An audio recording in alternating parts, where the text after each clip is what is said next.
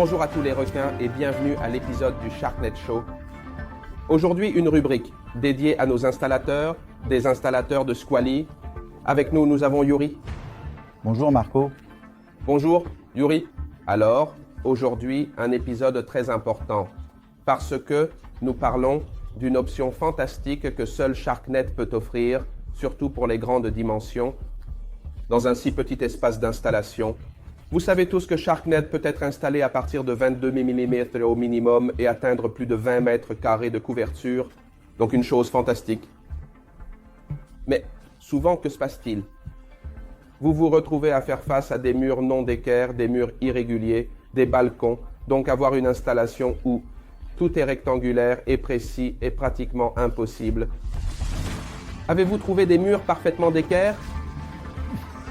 Oui, une tragédie. Qu'est-ce que nous avons fait? Mais dès le début, nous avons créé des accessoires angulaires. Ensuite, nous allons voir le détail. Avec cet accessoire, que ce soit en haut ou en bas, vous pouvez récupérer jusqu'à 2 cm de chaque côté. Donc, même s'il y a eu une erreur de mesure, avec ça, vous pouvez récupérer jusqu'à 2 cm. Alors, vous pouvez récupérer 2 cm. Donc, adieu à Sirigoni, adieu à Spessorini, adieu à tout. Ces solutions improvisées qui font grimacer Madame Marco. Tu peux dire adieu à tout. Quelles solutions un peu improvisées qui peuvent faire grimacer Madame Marco? Alors maintenant, allons voir avec Yuri comment utiliser les accessoires angulaires justement pour récupérer jusqu'à 2 cm de décalage. En cas de mur non d'équerre, je parle Yuri. C'est juste, merci Marco. Donc, comme vous le savez très bien, notre guide supérieur ou inférieur est fourni par un adhésif 3M qui nous aide à installer nos guides. Alors, comme en parlait Marco, avant qu'il y ait des murs non d'équerre, important, cela pourrait être dans la phase des installations ou peut-être vous-même installateur, vous avez relevé les mesures, vous avez donné une zone pour faciliter les installations. Notre moustiquaire est unique car elle couvre 100 profils ajoutés, positionnant notre moustiquaire. Ne pas utiliser les profils ajoutés, les compensateurs. Alors appelons-les pour amener notre moustiquaire en position. Donc, nous avons ces fameux angulaires de notre étude qui, en les ajoutant dans la guide supérieure et inférieure, et en les mettant en position, nous avons la guide d'équerre. Quand nous avons un mur non d'équerre, il suffit de tirer sur l'angle d'un côté et prenons un exemple, nous avons 1 cm de décalage. Comment fonctionne correctement l'installation?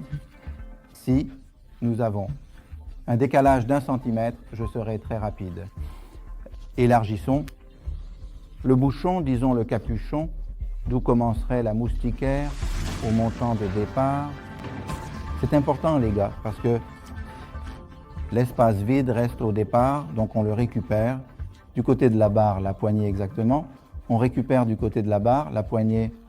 Donc, une fois appliquée, avec le double face, la guide, je vous conseille. Parce qu'à l'intérieur des capuchons, nous avons déjà prévu des trous pour atteindre un chevillage avec une vis pour les perles ou simplement la vis. Donc, ajoutez.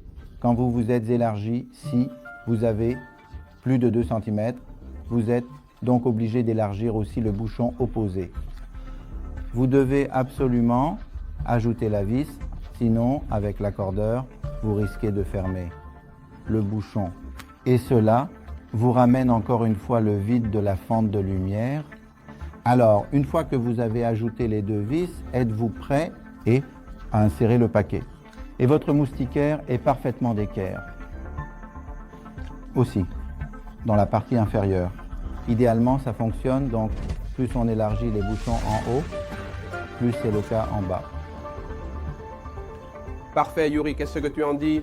Allons voir directement sur l'échantillon comment faire. Allons voir sur l'échantillon comment faire et, je vous en prie, lorsque vous élargissez les capuchons, ajoutez une vis.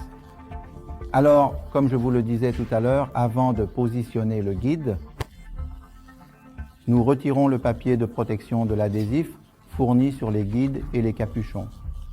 nous nous positionnons à l'intérieur de l'embrasure du cadre où nous devons installer la moustiquaire.